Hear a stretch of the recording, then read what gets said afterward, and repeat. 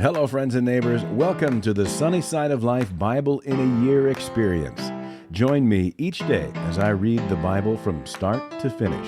I'm reading from the Life Application Study Bible, New Living Translation, published by Tyndale House Publishers. I pray this daily reading will bless you as much as it does me. So let's get started.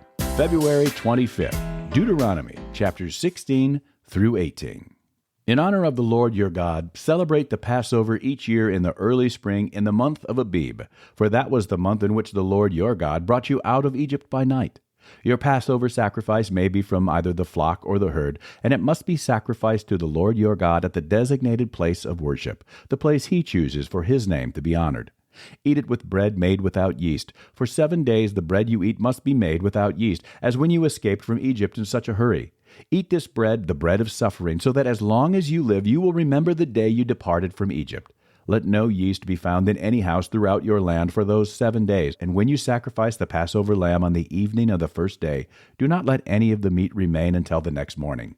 You may not sacrifice the Passover in just any of the towns that the Lord your God has given you. You must offer it only at the designated place of worship, the place the Lord your God chooses for his name to be honored. Sacrifice it there in the evening as the sun goes down on the anniversary of your exodus from Egypt. Roast the lamb and eat it in the place the Lord your God chooses. Then you may go back to your tents the next morning.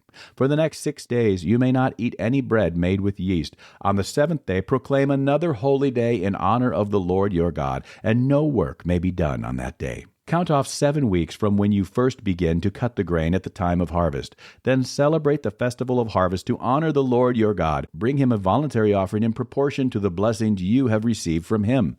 This is a time to celebrate before the Lord your God at the designated place of worship he will choose for his name to be honored. Celebrate with your sons and daughters, your male and female servants, the Levites from your towns, and the foreigners, orphans, and widows who live among you. Remember that you were once slaves in Egypt, so be careful to obey all these decrees. You must observe the festival of shelters. For 7 days at the end of the harvest season, after the grain has been threshed and the grapes have been pressed, this festival will be a happy time of celebrating with your sons and daughters, your male and female servants, and the Levites, foreigners, orphans, and widows from your towns. For 7 days you must celebrate this festival to honor the Lord your God at the place he chooses, for it is he who blesses you with bountiful harvests and gives you success in all your work. This festival will be a time of great joy for all. Each year every man in Israel must celebrate these 3 festivals: the festival of unleavened bread, the festival of harvest, and the festival of shelters. On each of these occasions all men must appear before the Lord your God at the place he chooses, but they must not appear before the Lord without a gift for him. All must give as they are able, according to the blessings given to them by the Lord your God. Appoint judges and officials for yourselves from each of your tribes in all the towns the Lord your God is giving you. They must judge the people fairly. You must never twist justice or show partiality. Never accept a bribe, for bribes blind the eyes of the wise and corrupt the decisions of the godly. Let true justice prevail, so you may live and occupy the land that the Lord your God is giving you.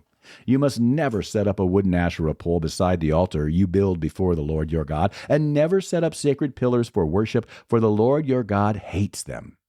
Never sacrifice sick or defective cattle, sheep, or goats to the Lord your God, for he detests such gifts. When you begin living in the towns the Lord your God is giving you, a man or woman among you might do evil in the sight of the Lord your God and violate the covenant. For instance, they might serve other gods or worship the sun, the moon, or any of the stars, the forces of heaven, which I have strictly forbidden. When you hear about it, investigate the matter thoroughly. If it is true that this detestable thing has been done in Israel, then the man or woman who has committed such an evil act must be taken to the gates of the town and stoned to death. But never put a person to death on the testimony of only one witness. There must always be 2 or 3 witnesses. The witnesses must throw the first stones, and then all the people may join in. In this way, you will purge the evil from among you. Suppose a case arises in a local court that is too hard for you to decide. For instance, whether someone is guilty of murder or only of manslaughter, or a difficult lawsuit, or a case involving different kinds of assault. Take such legal cases to the place the Lord your God will choose, and present them to the Levitical priest or the judge on duty at that time. They will hear the case and declare the verdict. You must carry out the verdict they announce and the sentence they prescribe at the place the Lord chooses. You must do exactly what they say. After they have interpreted the law and declared their verdict, the sentence they impose must be fully executed. Do not modify it in any way. Anyone arrogant enough to reject the verdict of the judge or of the priest who represents the Lord your God must die. In this way you will purge the evil from Israel. Then everyone else will hear about it and be afraid to act so arrogantly. You are about to enter the land the Lord your God has given you. When you take it over and settle there, you may think, we should select a king to rule over us like the other nations around us. If this happens, be sure to select as king the man the Lord your God chooses. You must appoint a fellow Israelite. He may not be a foreigner. The king must not build up a large stable of horses for himself or send his people to Egypt to buy horses, for the Lord has told you, you must never return to Egypt. The king must not take many wives for himself, because they will turn his heart away from the Lord, and he must not accumulate large amounts of wealth in silver and gold for himself. When he sits on the throne as king, he must copy for himself this body of instruction on a scroll in the presence of the Levitical priests. He must always keep that copy with him and read it daily as long as he lives. That way he will learn to fear the Lord his God by obeying all the terms of these instructions and decrees. This regular reading will prevent him from becoming proud and acting as if he is above his fellow citizens. It will also prevent him from turning away from these commands in the smallest way, and it will ensure that he and his descendants will reign for many generations in Israel. Remember that the Levitical priests, that is, the whole of the tribe of Levi, will receive no allotment of land among the other tribes in Israel.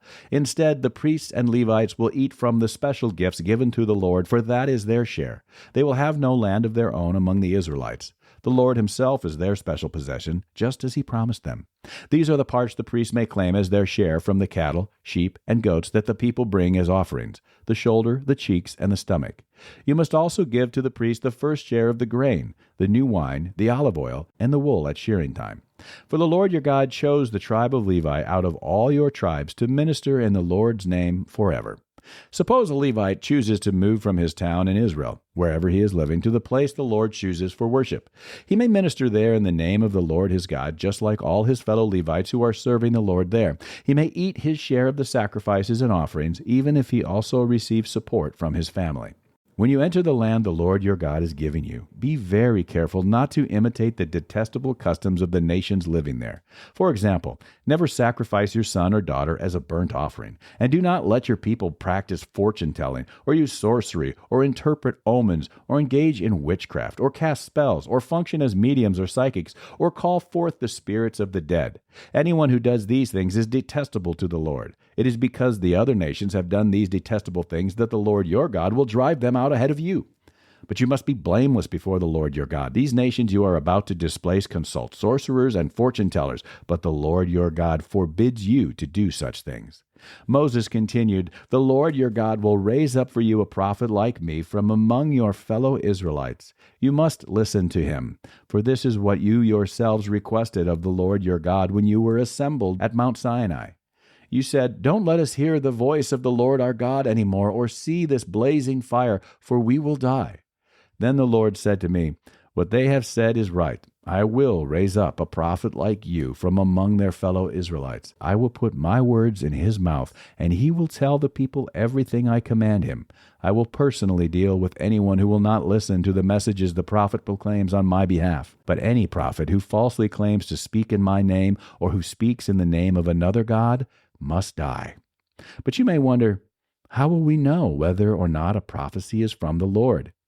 If the prophet speaks in the Lord's name, but his prediction does not happen or come true, you will know that the Lord did not give that message. That prophet has spoken without my authority and need not be feared.